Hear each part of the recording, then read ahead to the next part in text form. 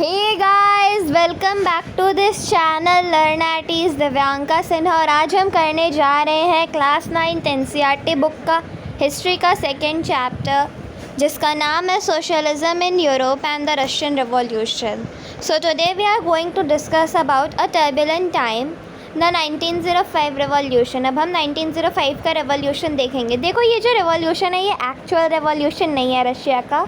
यहाँ से मान के चलो कि शुरुआत हो गई है सारे रेवोल्यूशंस की। तो आज के वीडियो में हम ब्लडी संडे के बारे में भी देखेंगे और कौन कौन सी ग्रुप्स फॉर्म तो हमने देख ही ली थी कि बोल्शेविक और मेंशेविक ग्रुप फॉर्म हुई थी। और रशिया इतनी बड़ी कंट्री है, वहाँ के जो रूलर थे, अभी जो मोनार्क थे, उनका क्या नाम था, कमेंट सेक्शन में बताओ। और रशिया इतनी बड़ी जब कंट्री है तो इसकी सोचेस भी अलग अलग होंगी, सब अलग अलग टाइप का सोचते होंगे।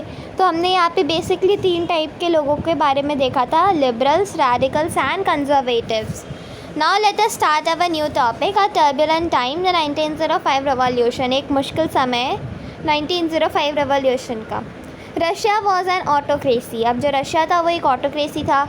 Unlike other European rulers, even at the beginning of 20th century, the Tsar was not subject to the parliament। जैसे कि बाकी सारे यूरोपियन रूलर्स थे वो भले ही सब्जेक्ट थे पार्लियामेंट के, लेकिन 20th सेंचुरी के बिगनिंग के बावजूद ज़ार जो है वो कभी भी पार्लियामेंट में नहीं आता था। वहाँ का किंग कभी भी पार्लियामेंट में नहीं आता था। Liberals in Russia campaign to end the state of affair. अब जो लिबरल्स थे रशिया में, उन्होंने कंपेन करना शुरू कर दिया ताकि वो जो ऐसा स्थिति चल रही है ना जो रशिया की, कि ज़ार कभी पार्लियामेंट में नहीं आ रहा, पार्लियामेंट की चीज़ों को नहीं मान रहा, उसको ख़त्म करे। Together with the social democrats and socialist revolutionaries, they work with peasants and workers together during the revolution of 1905 to demand the constitution. अब सोशल डेमोक्रेट्स के साथ, सोशलिस्ट रेवोल्यूशनरी के साथ सारे जो लिबरल्स हैं वो मिल गए, और उनके साथ और कौन कौन काम कर रहे थे, फार्मर्स और वर्कर्स, मज़दूर और खेती बाड़ी करने वाले लोग भी उनके साथ उस रेवोल्यूशन में जुड़े हुए थे 1905 के रेवोल्यूशन में। और वो सब क्या डिमांड कर रहे थे, वो एक कॉन्स्टिट्यूशन डिमांड कर रहे थे। They were supported in the empire by nationalist. अब नेशनलिस्ट ने उन्हें सपोर्ट किया एम्पायर में, ठीक है। And in Muslim dominated areas by Jadidist who wanted modernise Islam to lead their society. और मुस्लिम डोमिनेटेड एरियाज़ में जादिदिस्ट जो है उन्होंने इनको सपोर्ट किया। वो क्योंकि इसलिए सपोर्ट किया क्योंकि वो इस्लाम को मॉडर्नाइज होता हुआ देखना चाहते थे, और वो चाहते थे कि जो इस्लाम है वो पूरी तरीके से लीड करे पूरी सोसाइटी में। तो यहाँ पे जो जादिदिस्ट है उनका मतलब भी यही है, मुस्लिम नेशनलिस्ट आप कह सकते हो। The year 1904 was particularly a bad one for Russian workers। अब हमने देख लिया, ठीक है, 1905 का रेवोल्यूशन होना है, तो क्यों होना है, क्या चांसेस आए ऐसे। तो अब हम देखेंगे उससे 1 साल पहले की कहानी। अब जो 1904 जो ईयर था वो बहुत बुरा था रशियन वर्कर्स के लिए। क्यों बुरा था? Prices of essential goods rose so quickly that the real wages declined by 20%। अब जो प्राइसेस है एसेंशियल गुड के वो इतने ज़्यादा बढ़ गए, इतनी जल्दी बढ़ गए हैं कि अब जो रियल वेजेस है ना, उनको जो पगार मिल रही है वो 20% घट गई है। ओके, इसका क्या मतलब हुआ? मीन्स मान लो जो सामान आप जो ब्रेड ले रहे हो, मान लो 100 रुपये की ब्रेड ले रहे हो, अब वो आपको 120 रुपये में मिल रहा है। तो आपकी मान लो सैलरी 1000 रुपये है, आप एक महीने में 10 बार ब्रेड ख़रीदते हो, तो 100 रुपये के आपने ब्रेड्स ख़रीदी, 10 बार ख़रीद ली तो चल गया, ठीक है। अब उसी का प्राइस 120 हो गया, तब आप कितनी बार ख़रीद पाओगे? 1000 रुपये आपको मिलते हैं, तो आपको ऐसा लगेगा कि आपकी जो वैल्यू है ना सैलरी की, वो 20% डिक्रीज़ हो गई है, ठीक है। चलिए आगे देखते हैं। The membership of workers association rose dramatically. अब जो मेंबरशिप थी वर्कर्स की एसोसिएशन में वो ज़्यादा जल्दी बढ़ने लग गई, ठीक है। When 4 members of the Assembly of Russian Workers, which had been formed in 1904, were dismissed at the Putilo Iron Works, there was a call for industrial action। अब जब 4 जो मेंबर्स थे इस असेंबली के रशियन वर्कर्स के, तो उनको जब हटा दिया गया, उनको डिसमिस कर दिया गया 1904 में पुटीलो आयरन वर्क्स में, PIW में। तो उन्होंने क्या किया, उन्होंने कॉल किया सारे इंडस्ट्रीज़ में जितने भी वर्कर्स थे, और उन्होंने मान के चलो एक स्ट्राइक कर दी, इंडस्ट्रियल एक्शन लेने का प्लान कर लिया। Over the next few days over 1,10,000 workers in Saint Petersburg went on strike demanding a reduction in the working day to 8 hours, an increase in wages and improvement in working condition। अब देखो उनकी salary जो है वो उनके लिए 20% घट गई है। तब कुछ दिनों बाद से ही 1,10,000 जो लोग हैं उन सब ने प्रोटेस्ट करना शुरू कर दिया, स्ट्राइक करनी शुरू कर दी। और वो क्या डिमांड कर रहे थे सेंट पीटर्सबर्ग में जाके कि उनकी जो वर्किंग आवर है 12-13 घंटे है उनको 8 घंटे कर दो, और उनकी जो सैलरी है जिनकी 20% डिक्रीमेंट हो गया उसको आप 100% से भी ज़्यादा बढ़ा दो, थोड़ी सी ज़्यादा कर दो हमारी सैलरी। मान लो 1,000 मिल रहा है तो आप 1,500 कर दो, और जो इम्प्रूवमेंट कर दो थोड़ी वर्किंग कंडीशंस पे। जो हमें एक ही रूम में इतने सारे शिफ्ट वाइज सो रहे हैं तो आप एक काम करो उसमें इम्प्रूवमेंट कर दो। तो देखते हैं इसका क्या गवर्नमेंट ने जवाब दिया, ज़ार ने क्या जवाब दिया। When the procession of workers led by Father Gapon reached the Winter Palace, it was attacked by police and Cossacks. अब जब ये जो स्ट्राइक है विंटर पैलेस तक पहुंची तो पुलिस और कोसैक्स ने इन पे अटैक किया। Over 100 workers were killed and about 300 wounded. अब 100 वर्कर्स तो मारे गए और 300 वाउंडेड हुए। 300 मतलब चोट वोट खा के बैठ गए। The incident known as Bloody Sunday started a series of events that became known as the 1905 revolution. अब जो ये इंसिडेंस हुआ इसको अब क्या कहने लग गए लोग, इतना बुरा मानने लग गए कि इसका नाम उन्होंने दे दिया ब्लडी संडे। अब इसमें क्या होता है, इसने एक सीरीज स्टार्ट कर दी इवेंट्स की जिसको हम कहने लग गए 1905 revolution.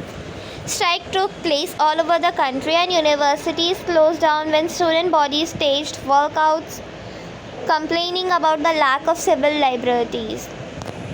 ठीक है, अब जो बहुत सारी जगह पे पूरी कंट्री में ही स्ट्राइक्स चलने लग गए, यूनिवर्सिटीज़ बंद हो गई, स्टूडेंट्स ने भी स्ट्राइक करना शुरू कर दिया। वो कंप्लेन करने लग गए कि सिविल लाइबर्टीज़ की कमी है उनके यहाँ पे। ठीक है, lawyers, doctors, engineers and other middle class worker establish the union of unions and demanded a constant assembly. अब जो ये सारे पढ़े लिखे लोग हैं, जो मिडिल क्लास लोग हैं, उन्होंने क्या किया, एस्टैब्लिश क्या किया, यूनियन ऑफ यूनियंस, यूनियन बनाई यूनियंस की। ठीक है, और उन्होंने क्या डिमांड किया, एक कॉन्स्टेंट असेंबली चाहिए उनको, इलेक्ट करो भाई, फिर तुम जैसे पार्लियामेंट्री फॉर्म चलता है वैसे चलाओ, सब कुछ कॉन्स्टिट्यूशन के साथ होना चाहिए, हमें एक डेमोक्रेसी चाहिए। उन्होंने डिमांड सीधा ये किया। तो देखते क्या उन्हें democracy milli. During the 1905 revolution, the Tsar allowed the creation of an elected consultative parliament और ड्यूमा। अब जो 1905 रेवोल्यूशन के वक्त ही ज़ार ने अलाउ कर दिया एक क्रिएशन कर दिया एक इलेक्टेड कंसल्टेटिव पार्लियामेंट का, या फिर आप उसको रशियन लैंग्वेज में ड्यूमा कह सकते हो। For a brief, while during the revolution there existed a large number of trade unions and factory committees made up of factory workers. और एक ब्रीफ के लिए मैं बता दूँ कि उस वक्त रेवोल्यूशन में वहाँ पे बहुत सारे लार्ज नंबर में ट्रेड यूनियंस थे, फैक्ट्री कमिटीज़ थी, जिसको बनाया किसने था, फैक्ट्री वर्कर्स ने। फैक्ट्री किससे खड़ी होती है, वर्कर्स से। After 1905 most committees and unions work unofficially. अब 1905 के बाद से ज़्यादातर कमिटीज़ और यूनियंस जो हैं वो अनऑफिशियली वर्क कर रही हैं। Since they were declared illegal, क्योंकि उनको डिक्लेयर कर रखा था, पहले से भी इलीगल थी। पहले तो इलीगल नहीं थी कोई भी एसोसिएशन, स्ट्राइक वगैरह इलीगल थी। अब तो पहले भी इलीगल ही थी, अब जो कमिटीज़ और यूनियंस जो इनके द्वारा जिस पे ये काम कर रहे हैं उसको भी इलीगल ही माना जाएगा, क्योंकि अभी तक अनइलीगल कहाँ हुई है। Severe restriction were placed on political activity, बहुत सारे रेस्ट्रिक्शंस थे पॉलिटिकल एक्टिविटी पे। The tsar dismissed the first Duma within 75 days and reelected second Duma within 3 months। अब 75 days में जो ज़ार है उसने पहला वाला जो ड्यूमा है उसको हटा दिया, डिसमिस कर दिया। ठीक है, और फिर 3 महीने में एक और ड्यूमा खड़ा कर दिया, second Duma. He did not want any questioning of his authority and any reduction in his power. अब वो कोई क्वेश्चनिंग नहीं चाहता है अपनी अथॉरिटी में, कोई रिडक्शन नहीं चाहता है उसकी पावर में। तो he change the voting laws and packed with the third Duma with conservative politicians, liberals and revolutionaries they kept out. अब उसने फिर से वोटिंग लॉज और वगैरह चेंज कर दिया और उसने अब थर्ड ड्यूमा बना दिया जिसमें उसने कंजर्वेटिव्स को डाला लीडर्स के रूप पे, और लिबरल्स या फिर रेडिकल्स जो भी अलग अलग सब थे उनको हटा दिया गया। क्यों हटा दिया गया, क्योंकि लिबरल्स, रेडिकल्स, रेवोल्यूशनरीज चाहते थे चेंज लाना, लेकिन कंजर्वेटिव्स कौन थे, वो धीरे धीरे चेंज लाना चाहते थे। वो कहते थे सारे रेवोल्यूशन को देख के, फ्रेंच रेवोल्यूशन को देख के उन्होंने भी एक्सेप्ट कर लिया कि चेंजेस होने चाहिए बट धीरे धीरे होने चाहिए। और ज़ार को तो पता है वो कौन सा करोड़ों साल जिएगा, अपनी तो ज़िंदगी पर ऐशो आराम से जिए, इसलिए धीरे धीरे चेंजेस होंगे, तब तक क्या पता वो रहे या ना रहे। You can say like this, but ऐसा होगा नहीं, मैं तो मजाक कर रही थी। The first world war and the Russian empire. अब जो हो गया है फर्स्ट वर्ल्ड वॉर, अपनी चरम सीमा पर। अब फर्स्ट वर्ल्ड वॉर हो गया शुरू और रशियन एम्पायर की क्या स्थिति हुई देखते हैं। इन 1914 war broke out between two European alliances. अब 1914 पे जो फर्स्ट वर्ल्ड वॉर है वो शुरू हो गया यूरोपियन अलायंसेस के बीच। दो यूरोपियन अलायंसेस थी, जर्मनी, ऑस्ट्रिया एंड टर्की जो कि सेंट्रल पावर्स थी, and France, Britain and Russia जो कि उसमें रोमानिया और इटली भी आ गई बाद में, ये अलाइड पावर्स थी। ओके, तो सेंट्रल पावर्स को आप याद रख सकते हो GAT के नाम से, और अलाइड पावर को आप याद रख सकते हो FBR, और फिर I और R भी आ जाएंगे फिर से एक और। Each country had a global empire and the war was fought outside Europe as well as in Europe. This was the first world war। अब जो सारी कंट्रीज़ है वो सब एक ग्लोबल एम्पायर है, बहुत बड़ी एम्पायर है, ग्लोबल एम्पायर है, क्योंकि उनकी बहुत सारी अच्छी चीज़ें भी है, टेक्नोलॉजी में भी आगे है, ठीक है। और अब जो यूरोप में भी वॉर हुआ, अंदर भी हुआ यूरोप के और बाहर भी हुआ, और इसी वॉर को हम कहते हैं the first world war. In Russia the war was initially popular and people rallied around tsar Nicholas second. अब रशिया में जो ये वॉर है वो बहुत ही पॉपुलर, इनिशियली पॉपुलर था, और लोग जो है वो रैली कर रहे थे ज़ार निकोलस सेकेंड के आसपास। जैसे कि मैंने आपको बताया, सब रैली कर रहे थे ज़ार निकोलस सेकेंड के बाद आसपास। तो क्या ये ज़्यादा दिन तक रहा? As the war continued though the tsar refused to consult the main parties in the Duma. अब जैसे जैसे वॉर चलता जा रहा था, ज़ार ने मना कर दिया वो ड्यूमा से कुछ भी कंसल्ट नहीं करेगा। सपोर्ट वो थे, अब सपोर्ट जो है वो पतला होते गया। Anti German sentiments ran high as can be seen in the renaming of saint Petersburg a German name as Petrograd.